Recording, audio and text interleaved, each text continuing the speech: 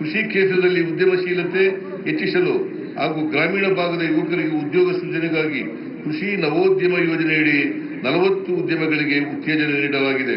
IT-BT ವಲಯದಲ್ಲಿ ಉದ್ಯಮಗಳ ಅಗತ್ಯಕ್ಕೆ ತಕ್ಕಂತೆ ಕೌಶಲ್ಯ ತರಬೇತಿಯನ್ನು ಒದಗಿಸಲು ಕೌಶಲ್ಯ ಸಲಹಾ ಸಮಿತಿಯನ್ನು ರಚಿಸಲಾಗಿದೆ.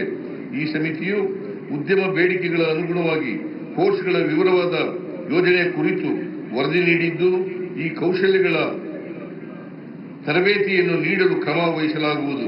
ರಾಜ್ಯ ಸರ್ಕಾರದ ವಿವಿಧ ಇಲಾಖೆಗಳ ಖಾಲಿ ಇರುವ ಹುದ್ದೆ ಭರ್ತಿಗೆ ಒತ್ತು ನೀಡಲಾಗಿದ್ದು 15,428 ಹುದ್ದೆಗಳ ಭರ್ತಿಗೆ ಸರ್ಕಾರ ಅನುಮೋದನೆ ನೀಡಿದೆ.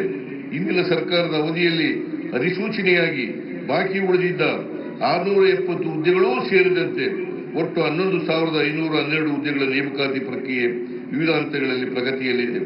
ಉತ್ತಮ ಮೂಲಸೌಕರ್ಯಗಳು, ಸಾರಿಗೆ ಸಂಪರ್ಕ ಸೌಲಭ್ಯಗಳು ಆರ್ಥಿಕತೆಯ ಬೆಳವಣಿಗೆಗೆ ವೇಗವರ್ಧಕವಿದ್ದಂತೆ ಈ ನಿಟ್ಟಿನಲ್ಲಿ ಪ್ರಸಕ್ತ ಸಾಲಿನಲ್ಲಿ 1,917 ಕಿಲೋಮೀಟರ್ ರಾಜ್ಯ ಹೆದ್ದಾರಿ, 2,505 ಕಿಲೋಮೀಟರ್ ಜಿಲ್ಲಾ ಮುಖ್ಯ ರಸ್ತೆಗಳು ಮತ್ತು 150 ಸೇತುವೆಗಳನ್ನು ನಿರ್ಮಾಣ ಮಾಡಲಾಗುವುದು. SHDP ಹಂತ 5 ಅಡಿಯಲ್ಲಿ ಒಟ್ಟು 9,000 ಕೋಟಿ ರು ಮೊತ್ತದಲ್ಲಿ 2,500 ಕಿಲೋಮೀಟರ್ ಹೆದ್ದಾರಿಗಳ ಅಭಿವೃದ್ಧಿಯನ್ನು 2 ಘಟ್ಟಗಳಲ್ಲಿ ಕೈಗೊಳ್ಳಲು ಅನುಮೋದನೆ ನೀಡಲಾಗಿದೆ.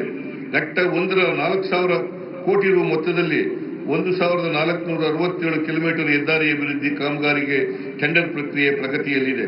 ಗ್ರಾಮೀಣ ರಸ್ತೆಗಳ ಅಭಿವೃದ್ಧಿಗಾಗಿ PMGSY ನಮ್ಮ ಗ್ರಾಮ ನಮ್ಮ ರಸ್ತೆ ಮತ್ತು ವಿಶೇಷ ಅಭಿವೃದ್ಧಿ ಯೋಜನೆಗಳಡಿ ಒಟ್ಟು 803.32 ಕಿಲೋಮೀಟರ್ ಉದ್ದದ ರಸ್ತೆಯನ್ನು 463.11 ಕೋಟಿ ರುಗಳ ವೆಚ್ಚದಲ್ಲಿ ಅಭಿವೃದ್ಧಿಪಡಿಸಲಾಗಿದ್ದು, ಪ್ರಗತಿ ಪಥ ಹಾಗೂ ಕಲ್ಯಾಣ ಪಥ ಯೋಜನೆಯಡಿ ಒಟ್ಟು 8,260 ಕಿಲೋಮೀಟರ್ ಉದ್ದದ ರಸ್ತೆಯನ್ನು 6,190 ಕೋಟಿ ರುಗಳ ವೆಚ್ಚದಲ್ಲಿ ಅಭಿವೃದ್ಧಿಪಡಿಸಲು ಕ್ರಮ ಕೈಗೊಳ್ಳಲಾಗಿದೆ.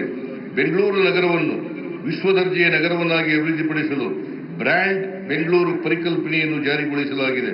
ನಗರದಲ್ಲಿ ವಿನೂತನ ಆರ್ಥಿಕ ಸಂಪನ್ಮೂಲ ಕ್ರೋಢೀಕರಣ ಮಾದರಿ ಅಡಿಯಲ್ಲಿ ಇಂಟಿಗ್ರೇಟೆಡ್ ಫೈನಾನ್ಷಿಯಲ್ ಮಾಡೆಲ್ ಕನಿಷ್ಠ 48,681 ಕೋಟಿ ವೆಚ್ಚದಲ್ಲಿ ದೀರ್ಘಾವಧಿಯ ಮೂಲಭೂತ ಸೌಕರ್ಯ ಯೋಜನೆಗಳನ್ನು ಕೈಗೆತ್ತಿಕೊಳ್ಳಲು ಯೋಜಿಸಲಾಗಿದೆ. ಬೆಂಗಳೂರಿನ ಸಂಚಾರ ದಟ್ಟಣೆ ನಿವಾರಣೆಯ ಉದ್ದೇಶದಿಂದ ಫೆರಿಫೆರಲ್ ರಿಂಗ್ ರೋಡ್ ಯೋಜನೆಯನ್ನು ಅನುಷ್ಠಾನಗೊಳಿಸಲು ನಮ್ಮ ಸರ್ಕಾರ ದೃಢ ಸಂಕಲ್ಪ ಮಾಡಿದೆ. ರಾಜ್ಯದ ನೀರಾವರಿ ಯೋಜನೆಗಳನ್ನು ತ್ವರಿತಗತಿಯಲ್ಲಿ ಅನುಷ್ಠಾನಗೊಳಿಸುವ ಉದ್ದೇಶದಿಂದ ಈ ಬಾರಿ ಹೆಚ್ಚಿನ ಅನುದಾನ ಒದಗಿಸಲಾಗಿದೆ. ಪ್ರಸಕ್ತ ಸಾಲಿನಲ್ಲಿ ಈವರೆಗೆ ಎತ್ತಿನಹೊಳೆ ಯೋಜನೆಯಡಿ 855.02 ಕೋಟಿ ರು ವೆಚ್ಚ ಭರಿಸಲಾಗಿದೆ. ಮೇಕೆದಾಟು ಸಮತೋಲನ ಜಲಾಶಯ ಹಾಗೂ ಕುಡಿಯುವ ನೀರಿನ ಯೋಜನೆಯ ಕಾಮಗಾರಿ ಮತ್ತು ಭೂಸ್ವಾಧೀನ ಪ್ರಕ್ರಿಯೆಗಳನ್ನು ಚುರುಕುಗೊಳಿಸಲು ಕಾವೇರಿ ನೀರಾವರಿ ನಿಗಮ ವ್ಯಾಪ್ತಿಯ ವಿಭಾಗ ಕಚೇರಿ ಮತ್ತು ಉಪವಿಭಾಗ ಕಚೇರಿ ಸ್ಥಳಾಂತರ ಮಾಡಲಾಗಿದೆ. ಜಿ ಕನ್ನಡ ನ್ಯೂಸ್ ಈಗ ನಿಮ್ಮ ಮನೆಯಲ್ಲೇ ನೋಡಿ. ಎಲ್ಲ ಕೇಬಲ್ಗಳಲ್ಲಿ ಈಗ ಲಭ್ಯ.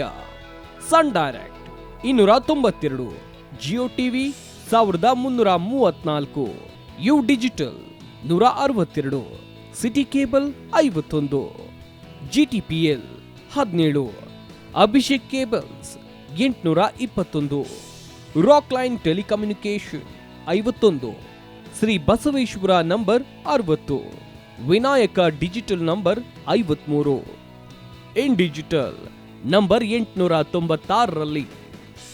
ನಿಮ್ಮಿಸ್ತದ ಜಿ ಕನ್ನಡ ನ್ಯೂಸ್ ನೋಡಿ ಆನಂದಿಸಿ.